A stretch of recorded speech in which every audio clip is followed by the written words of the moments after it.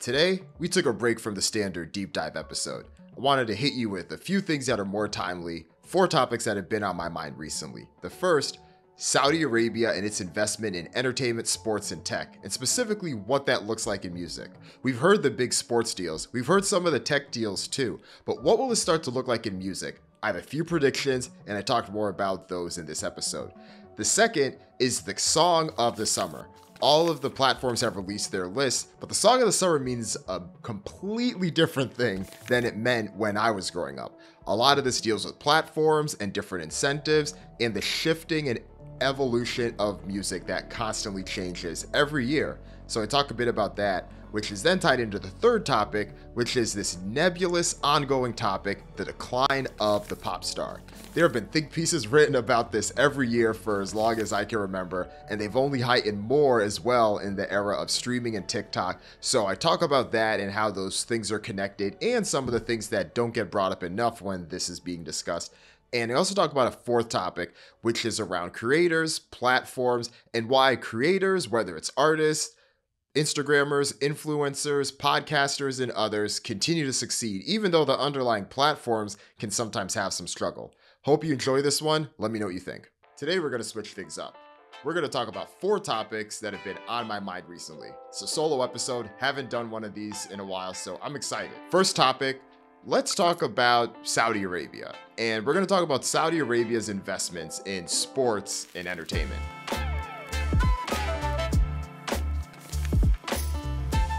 First, for some context, as you probably know if you're listening to this podcast, we've seen Saudi Arabia's investment, specifically from its sovereign wealth fund, the Public Investment Fund, investing all over the global sports landscape. We've seen them involved with the merger between PGA and LIV for golf. We've seen them give massive amounts of money to some of the biggest football stars in the world, like Neymar, Cristiano Ronaldo, Lionel Messi, primarily as an influencer, to be clear, not even to directly play for the team. They've acquired majority stakes in football teams like Newcastle United. They've also been involved with MMA as well, such as the Professional Fighters League. They've gotten involved with boxing. They've hosted several prize boxing matches, and there's talks about them getting more involved with tennis. A lot of this has been put under the umbrella of something called sports washing, where people feel that this is an opportunity for Saudi Arabia to improve its public standing and get in the good wishes of other countries to help some of its other benefits. And entertainment and culture has been one of the ways that some people believe that that's been effective. Whether or not that has worked or hasn't worked is still to be determined, but it's definitely attracted a tremendous amount of attention. Just for some figures, Saudi Arabia has invested over $6 billion in various sports deals since 2021. That's more than 4 times the amount that it did in the 6 previous years before that. And a lot of that money comes from this public investment fund that I talked about, which now has assets under management of over $700 billion. So we've seen this across the sports landscape. And we've also seen this in other areas too, like tech and entertainment. This fund and Saudi Arabian investment companies more broadly also have stakes in companies like Take-Two Interactive, Electronic Arts, Activision Blizzard, Magic Leap, Nintendo, Uber. And we've also seen them make investments in things like having their own film festivals, such as the Red Sea Film Festival, where they have A-listers that have been attending these. They've also made other investments across the entertainment landscape and tech landscape as well. But the one place that we haven't heard as much from recently is music. And if we think about it, music has a lot of the aspects that have attracted the Saudi Arabian investors, specifically from PIF, to be interested in other areas. They look for areas that have big stars and big names that people gravitate towards, but the underlying infrastructures are a bit more fragmented. So there's a bit more room to have investors take over, whether it's through a minority stake or it's through a broader M&A deal, in a way that would be much harder to do with, let's say, an NFL team. That's why golf and tennis and MMA and some of these other sports have been involved. There was a number of discussions for them being involved with the deal with Endeavor and WWE. That was one of the potential places they were looking. So we've seen those things happen And one of the reasons that music could be particularly attractive is because look at how popular the biggest artists in the world are. And we've already seen some involvement on things that some of these superstar artists have done in Saudi Arabia. It was earlier this year in 2023 that Beyonce had performed that concert at that Atlantis hotel in Dubai. Many people had responded with some backlash about that, but that's backlash that hasn't necessarily stuck with Beyonce, at least from what we've seen. Renaissance tour may likely be one of the highest grossing tours we've ever seen. And we've also seen other artists too perform in the region, whether it's Travis Scott or Justin Bieber. Robbie Williams had performed at Qatar for the 2022 World Cup. But it's ironic to think about because it wasn't that long ago in 2019 when Nicki Minaj had responded to pushback and backlash from the Human Rights Foundation about a potential concert that she was going to do in the area. And she actually went ahead and canceled the concert. But a lot has changed, as we've seen, since 2019. But here's where I think things get interesting. Music has already been a big investment area and focus for Saudi Arabia and this PIF. Back in April 2020, they purchased a 5.7% stake in Live Nation Entertainment.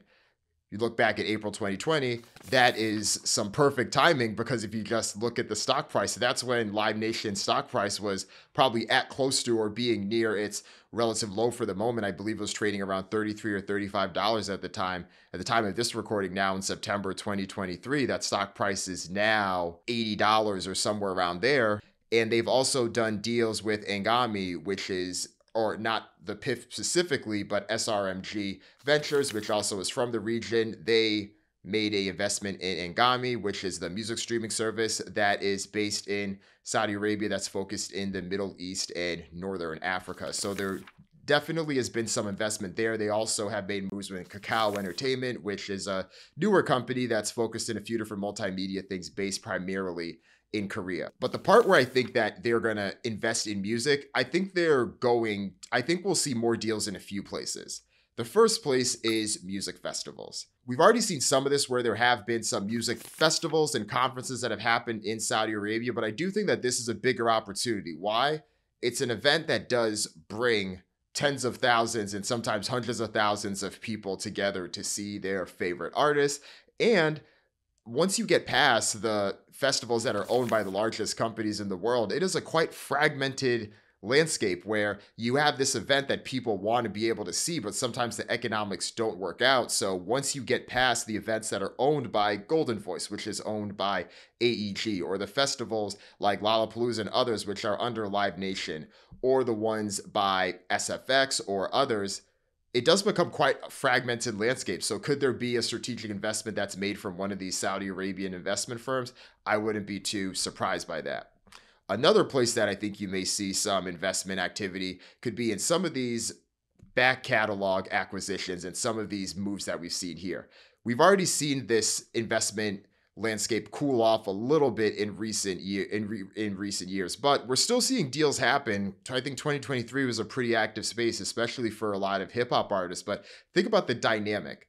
It's a very unregulated landscape where the price is essentially whatever the company is willing to pay. And we've seen different companies have different strategies in terms of how they go about buying and selling different catalogs, what they're willing to do, whether they want to buy and hold, whether they want to try to maximize the asset. So could this be an opportunity to further the graces by owning one of the most valuable catalogs in the world, especially for some of these big ticket artists where the number of buyers for those catalogs are pretty slim. Think about it. Some of these music investment firms, sure, they may have $100 to $200 million, but if we're talking about a $500 million or $1 billion catalog deal, especially with some of these legendary artists, there's only a few firms out there that can do it. And for the most part, those firms are the major record labels themselves, unless a outside entity like PIF or one of these sovereign wealth funds wanted to get involved. That could be something interesting to see. I also think we'll see more artists start to do more activity in the area as well. We've already seen Beyonce. We've already seen a few other artists, but this may take some time. But I wouldn't be surprised if you start seeing residencies and things like that happening in this region. This may sound a bit extreme now because an artist having their own standalone concert there to some people may seem like a bit of a turnoff or a bit of an eye roll situation, but they've already had Beyonce over there. You've already had some of these A-list artists there. And if there's anything that we've learned over the past few years, there has been a breakup of residencies and the aspect of having an artist set up shop and perform set at a particular location and having people come to see that artist is not as uncommon as a thing of what people used to, as what we may have seen before. Look at what we saw this past year with Beyonce and Taylor Swift. People were willing to make international vacations and take destination trips to see their favorite artists perform on these stages.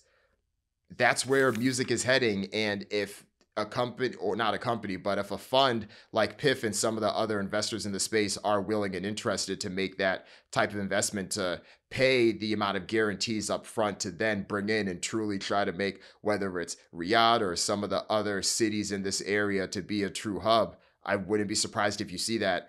And the other area that I do think is similar to this, that I think we'll see some activity, is some of these music festivals themselves. You've already seen companies like Rolling Loud, which have expanded, and their whole model is trying to have a bit of that Starbucks mentality to music festivals. How can they have it pop up like different franchises in different areas? We've seen them all over North America. You've seen them in different parts of Europe and even Asia. Middle East and Northern Africa is a big opportunity for them. And I know they already partnered with Travis Scott on that Saudi Arabian Grand Prix event that he had performed at, but I wouldn't be surprised if you saw a Rolling Loud Saudi Arabia event specifically in the future. And similarly to how Live Nation was a target company for PIF and Saudi Arabian investment more broadly, you may see, whether it's some of the other events promoters or some of the other companies involved in live entertainment. I think live entertainment is a much more attractive asset itself than purely music rights would be. I know I mentioned the catalog piece earlier, but I do think that that's the opportunity there. It's a bit tougher to get into the events promotion business itself. So that's why I think them making the strategic investment they did in one of the large events promoter companies may be lined up with their focus there. But pay attention to some of these smaller opportunities that may come through, especially if there's opportunities to have a majority stake and provide some of these with the financial funding that they would likely welcome. The next topic I want to talk about is the song of the summer, or as many publications have recently referred to it, the songs of the summer. I was looking through some articles recently, and Spotify, TikTok, Billboard, and I'm sure others had a list of their songs of the summer. And each of them were segmented in different areas, where some of them had a US list versus a global list. Some of them just had one list, but they were all a top 10, and many of them had different songs at the top 10 as well. And there's a few ways to look at this, because some of this reflects a lot of where things are right now. Music is quite fragmented, and your reality of what music is going to be shifted dramatically by the platforms that you use on a regular basis, what you consider to be being outside or doing particular things or activities where you're more likely to hear music in a certain type of way, especially when it comes to newer music. So your definition and my definition of song of the summer are quite different. But that's a big difference from where things were when we were growing up. So much so that this term has completely lost its meaning. If each of these publications and outlets and music distribution platforms has their own song of the summer, then what does that actually mean? Maybe this is me coming from someone who's a bit nostalgic for certain aspects of monoculture, but this isn't a participation trophy. Of course, there could always be nominees and there can be different people that get highlighted, but there's usually a winner. And of course, there can be different ways to crown champions, but there's usually a winner. So let's go back. When I think about songs of the summer, these are some of the ones that come to mind for me in the 21st century, just to keep things a bit tight and grounded here. Go back to 2001. What was the song of the summer then? It was I'm Real with J-Lo and Ja Rule. You go to the next year, 2002. What was the song of the summer then? It was Nelly, Hot in Her. What was 2003? It was Beyonce, Crazy in Love. What was 2007? Rihanna, Umbrella. The list goes on. There was usually some song that had a bit of that ethos of what it meant to be a song of the summer. And these didn't just end in the 2000s, to be clear. It carried on to the next decade. I look back to 2013 and Blurred Lines with Robin Thicke and Pharrell. That was a song of the summer. And even as recent as 2017 with Despacito, that also was capturing what I think of when I think about a song of the summer. I think about a few things. I think about a song that comes out around that early springtime, maybe towards the end of winter, and it is clearly geared to get you in the mood for what's coming ahead. It's already starting to get some early radio play, and then by the time Memorial Day weekend comes along, this song is already dominating airwaves, and there is a aspect to it that feels like summer. The music video is normally set in summer. It feels like you're in that moment, and whether it's the dog days of summer, things like that, that's what that song usually is about. That's a big difference to where things are now, because it's not that a song can't carry through and have that same trajectory, but there's just so many definitions of what that can be. Take, for instance, this past year, one of the biggest songs of the summer, quote unquote, was Taylor Swift's song, Cruel Summer, a song that came out 4 years ago, or almost 4 years ago, when it came out with her 2019 album, Lover. You look at a song like Morgan Wallen's Last Night, which did register on the top of a few of these charts. Specifically, it was at the top of Spotify for its most listened to song in the US, and it was also at the top of Billboard's list as well. But it was definitely a song where if you didn't listen or pay attention or tap into Morgan Wallen's music, and there's many reasons why you may not want to tap into Morgan Wallen's music, you're not going to be exposed to that song in that particular way. Another example of a song that is blown up in the summer is Miguel's Sure Thing. This is a song that came out in 2012 that just now became viral from TikTok as well. And even something as recent as Lil Nas X's Old Town Road. Some might believe that that's the true last song in the summer, but even that falls a bit into this interesting in-between area, because that was a song that had came out the year before in 2018, and it was because of all the controversy that Lil Nas X had leaned into and the meme and making it really become a thing. He had all these remixes week after week. True, it carried on, but it was never created with this intention for this to be a song that dominates the summer in the same way that the others did as well. And to be clear, it's not to be a purist for a particular area. I know that there were certain stories about a lot of those songs of the summer as well, especially some of the rumors about J-Lo and Ja Rule's I'm Real, and some of the payola that was surrounding that song's promotion, especially on radio play. I get it, but it's more so calling out where things are. And I think it says a lot about this era. I think we're past that moment in time, but it's interesting because all culture isn't like this. Music, if anything, is the more fragmented aspect, because you could say, people could say the same may be true about TV shows and movies and entertainment, but look at an event like Barbenheimer this past year in movies. People think that for the narrative for the first couple of months was, oh, people aren't going back to the theaters and people stop caring about superheroes. What do we do? And boom, you have a 3-hour biopic from Christopher Nolan that is well on its way to making at least $800 million worldwide. And you have this Barbie movie that's well on its way to making $2 billion worldwide. So entertainment can still have these moments, and to some extent, maybe Morgan Wallen's Last Night was the closest you got to it in music, but it still can feel a bit fragmented, where even me, someone that follows this stuff for a living, I'm a bit embarrassed to say, but the song that showed up for TikTok for the #1 song of the summer, it was Mae Stevens' If We Ever Broke Up. I had to Google the song on Spotify, and that's when I had heard about it just now in preparation for this for the first time. And this is me, someone that's normally tapped in, maybe because I'm not on TikTok all day, every day, it didn't pop up in my feed, but still, it says a lot about where things are. And I think in some ways the fragmentation can be good and healthy in some ways, but I think it stems to a similar topic, which is actually the third thing that I want to talk about, which is the pop star decline. This year, there's been a series of articles that have been coming out about the decline of the pop star, the decline of monoculture.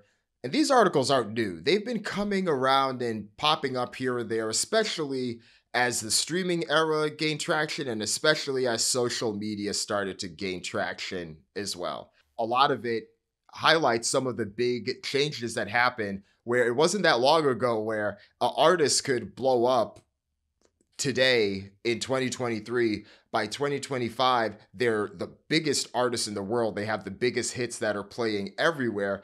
And then a couple years later, they are doing big things that no one else could dream of, and their name is at the same level as some of the legends we have. And that's not necessarily what has happened. If anything, it's kind of the opposite, where some of the artists that have grown and had success, sure, they've been able to reach some status, but if anyone's really reaping the benefits, it's the people that have already been powerful and famous and established in the industry. And I think there's a few reasons for this. The reason that this was the way a couple of years ago was for two reasons. One, because of the control that record labels and more broadly the music industry had on what we heard and what we listened to and how that was distributed. And that matters for two reasons. First, the record labels were incentivized to continue to try to push new music. And part of that is because they were selling music primarily through stores and retailers where inventory was a finite resource. There's only so many CDs that you could have available to purchase in Walmart. There's only so many CDs that you could have available to purchase at Tower Records, Strawberries, Sam Goody, elsewhere. So when you have that type of dynamic, you're incentivized to put the products out that people are going to be most likely to purchase. And even though some of that back catalog and some of those hits may be popular, you still want to hang on to some of them. You're incentivized to push and use your marketing dollars towards the next hot thing. And because of that, that's what led to a lot of the product and the promotion and the investment in music videos and the investment in radio and things like that we saw from songs that were able to blow up and grow, and the artists that benefited from that heavy churn. I mean, let's think back to even as early as the 2000s, where by 2003, Eminem and 50 Cent are two of the biggest rappers in the world. And 4 years before that, 50 Cent was largely unknown outside of the New York hip hop circles of people that were really tapped in with Power of a Dollar. And even Eminem, before he released My Name Is and the Slim Shady LP, was still relatively unknown before that.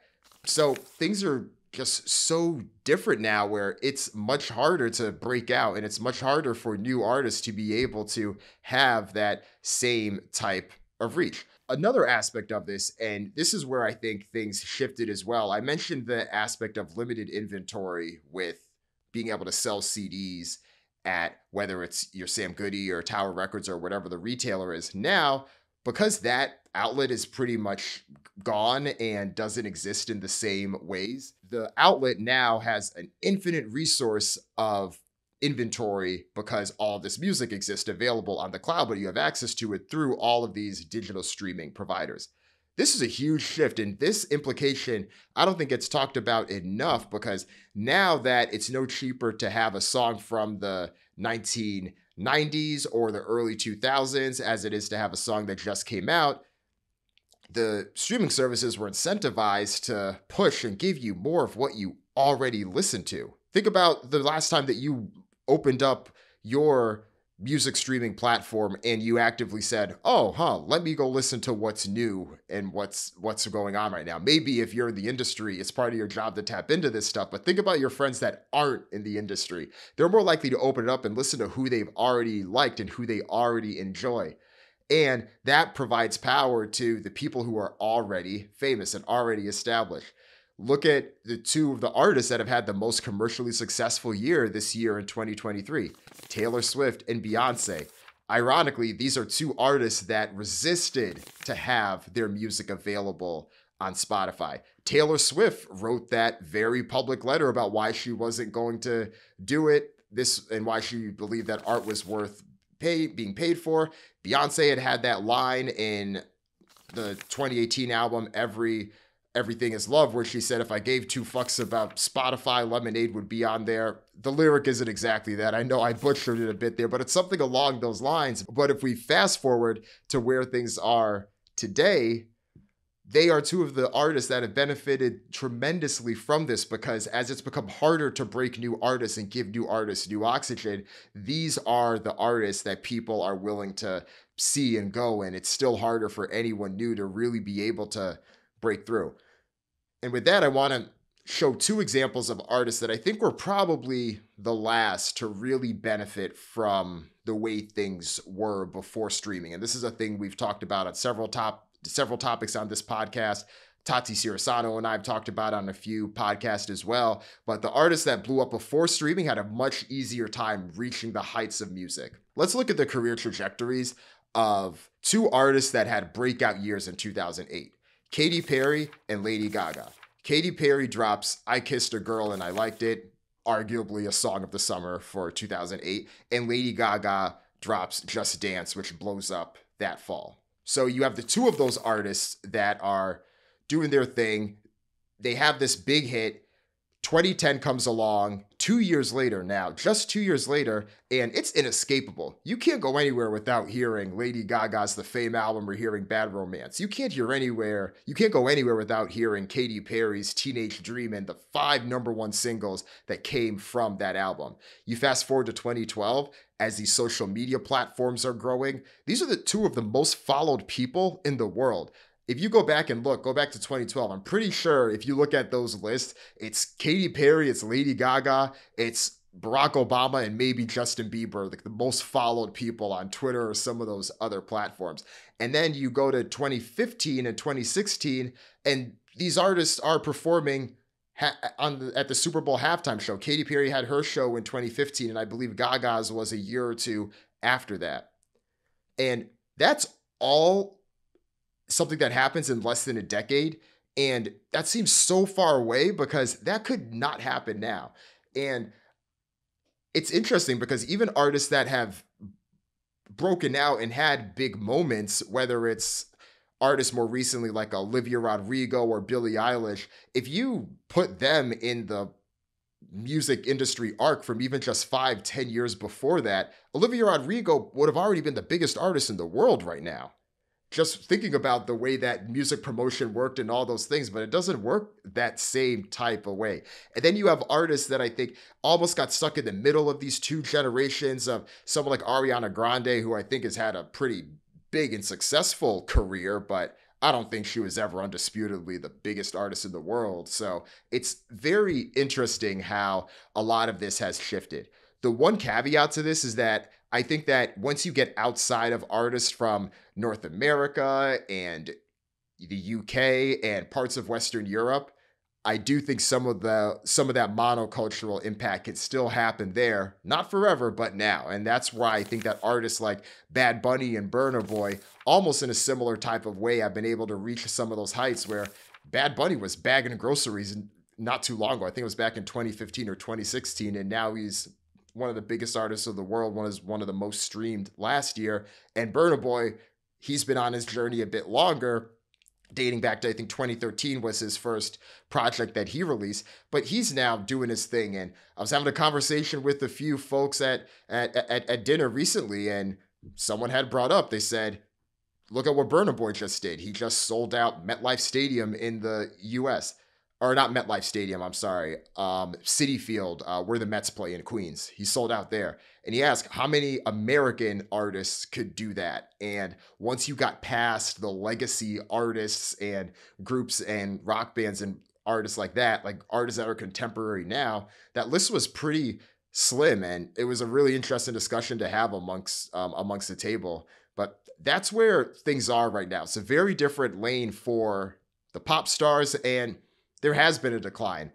We've talked about this as well with Will Page and others on the podcast, where he's commented about Dua Lipa being the last big star that has come from Europe and how she broke out in 2017, and it's now been 6 years from then, and we haven't seen anyone quite that big do that.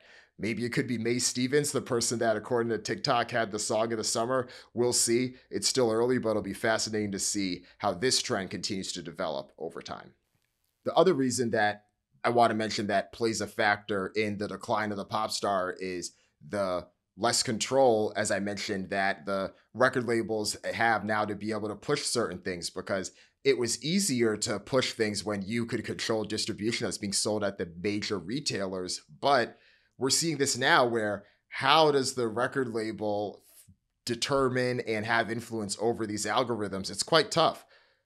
We've seen some of this happen now where there clearly are agreements in place with the major record labels and the digital streaming providers with regards to what type of songs or what type of catalogs owned by particular record labels will get preference in the algorithm. And even the early days of when editorial playlists like Rap Caviar and others had more influence, how many of those songs were under a major record label. Those things even now are even harder to push and suggest now that there are certain things in place where we see these trade-offs happen quite often, where would a digital service provider be willing to take more of a cut if they're willing to give more favorable play to songs from a major record label? Those things happen, and that's how they were able to do some of that with the streaming services.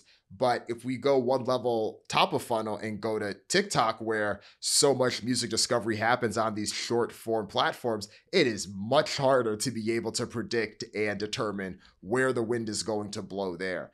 And when there's less control, there's more incentive to give that air and give that oxygen to the people that already have it, especially the artists who are on top. And that's why, yes, as brilliant and ingenious as a lot of the moves that Taylor Swift and Beyonce have done over the years, there are industry dynamics that heighten their ability to have success with the particular strategies that them and their teams have been able to execute.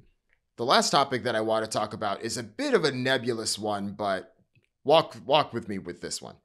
I want to talk about podcasting and creators and how it relates to platforms, because I think this is important for a lot of the founders and investors out there and a lot of the artists that are building and operating in these spaces.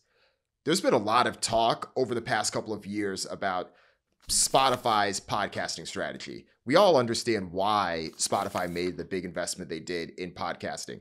The margins are better. It gave them an opportunity to release and have content that was they had much more control over, and it also expanded their vision and scope beyond just being at the service or whim of what the record labels may say or influence them to do. If you don't have much leverage beyond that, then it can be quite tough, and we're seeing these battles continue to play out there.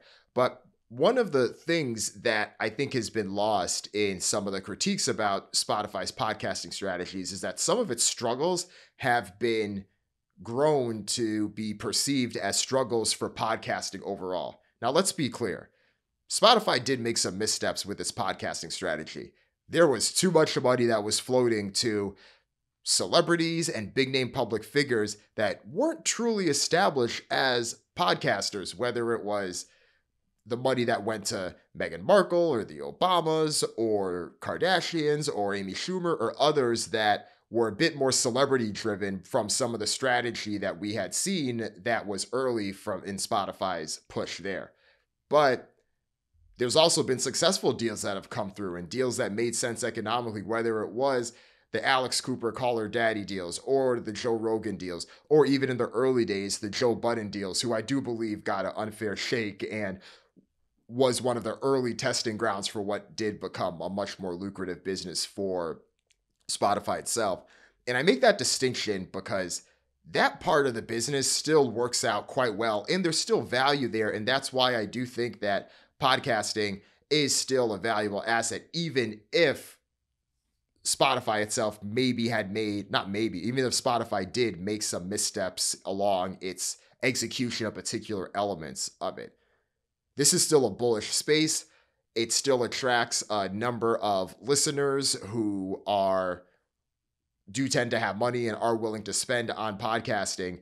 And even despite podcasting's inefficiencies, where a lot of what was coming from Apple Podcasts and others was essentially a RSS feed where the data just wasn't the best, Spotify helps address that. This was something that I was talking about back in some of the pieces I'd written in Trapital back in 2019, where look at the data that Spotify can tell you. They can tell you when someone stops a track, when someone starts a track. Do they get to this bridge? Do they get to that part? And all of these things. They can do the same thing in podcasting. So think about how valuable that data is for advertisers. Think about how valuable that data is for podcasters themselves, anyone that is trying to sell this. And the more that you can invest and have that as a robust asset, that's how you continue to attract attention away from others that are focusing on this area. And that's something that hasn't quite happened, because I do think that there clearly was some correction that needed to happen with Spotify's strategy overall. But I still think there's a huge opportunity there, because with that, even despite some of the negative press, they still became the number one go-to destination for podcasts. And I think this is something I've seen. I've talked with other friends that are podcasters, and one of the things we see is that a lot of the existing base of listeners for our shows are based in the US, but when we share links or attribution for anything for our podcast, most of those new listeners are coming in from Spotify. Well, I don't want to say most, but the largest source of them, larger than Apple Podcasts or anything else. So that worked. So when you think about that, I do think that there's an opportunity here to continue to invest in this. And this is something that was mentioned in a smart thread. One of my friends, Adam Ryan, he runs this company called Workweek, and he had posted a thread about Spotify and some of the untapped opportunity there. And he talks about how they can focus on becoming more of an audio service provider, being more the quote unquote Facebook of audio and less of the Netflix of audio, which is something that I think they were trying to be bucketed into, and how they could use newsletters as a way to be able to attract and bring that audience in. And he mentioned why they should be able to acquire, or why they should think about acquiring a company like Substack or Beehive or ConvertKit as a means to gain distribution, because as many folks at podcasts know, newsletters are a great way to be able to help spread the word about podcasting, because podcast discovery and growth for podcasting is quite difficult. But if you can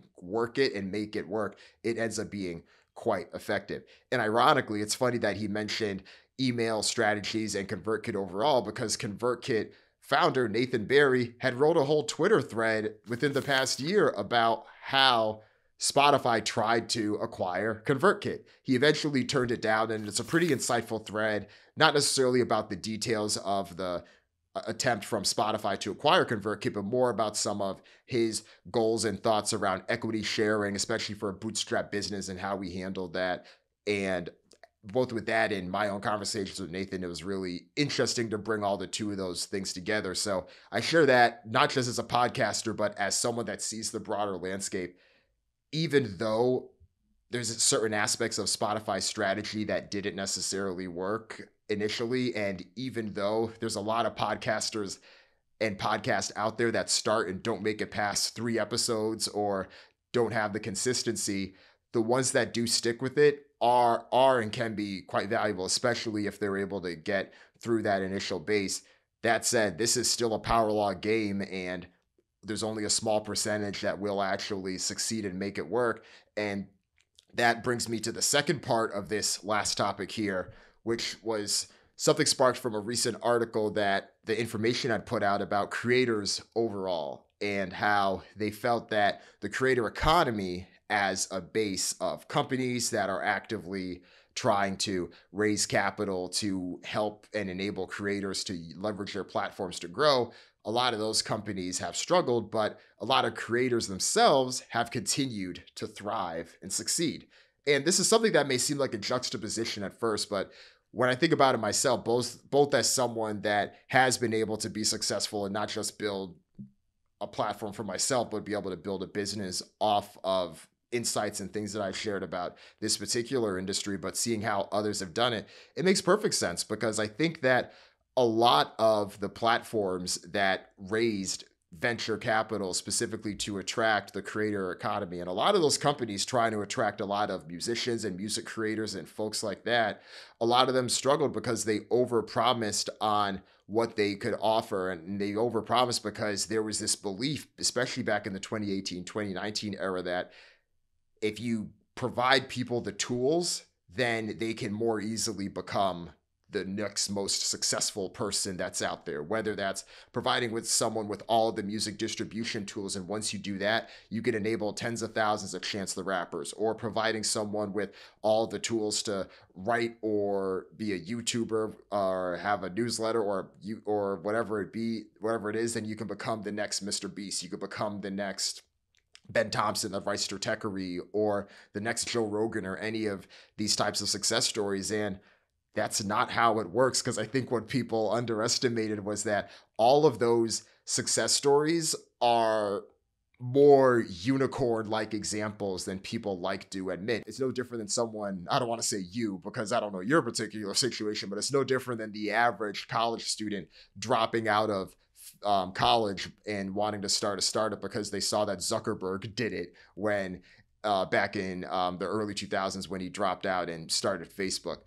That is a unicorn situation to be able to have that happen. The amount of people that have started to think that way, or not started to think that way, the amount of people that have tried to do that, there's a lot of situations where it doesn't work. It also makes me think of some of the strategies and tactics that we've seen from some of the music companies out there that are trying to now attract more artists. Because I think one of the challenges that we saw for a little bit of time there was that even if a platform had the tools and the ability to help a artist, there was always a bit of a money gap, because even if you have all the tools that could essentially help Drake reach the top of the charts, you don't have $400, $500, $600 million like Universal Music did to then give Drake to be able to fund him and make his dreams come true. This reminds me of some of the music tech platforms out there as well that have been raising money to be able to attract more artists, because one of the things that we had heard from several of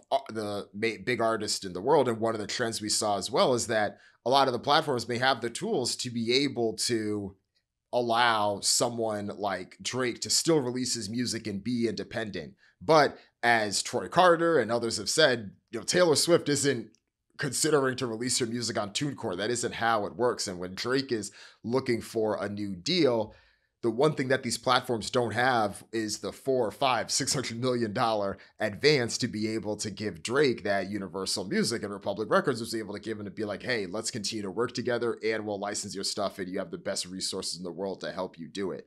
But now we're starting to see more of these platforms get those war chests of money specifically.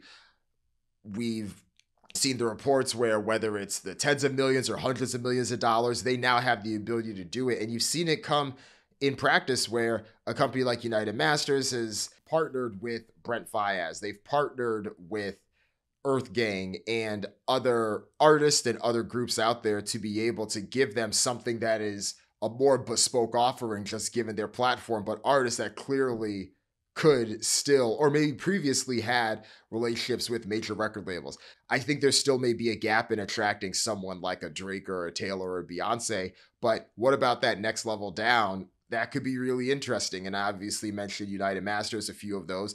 It'll be fascinating to see how that plays in, because if you're any of these platforms, the more successful artists that you're able to have on your roster and keep them engaged, that's the more success that you're going to have. You're running a business that in some way is underlyingly based on streaming revenue. And the more big stars you have that can generate that streaming revenue, the more successful that you'll be in the long run. So those are the 4 topics. We talked about Saudi investment. We talked about the song of the summer, the pop star decline, and this last topic about podcasters, creators. So please, let's keep this conversation going. If you have any thoughts on any of these topics, reply. Let's keep this discussion going. These are topics I'll continue to think about and will likely continue to evolve as well. And we'll continue to see them go down these trends. So if you enjoy more episodes like this, please, we'll continue to add them into the mix. Not every time, but it's good to mix things up once in a while.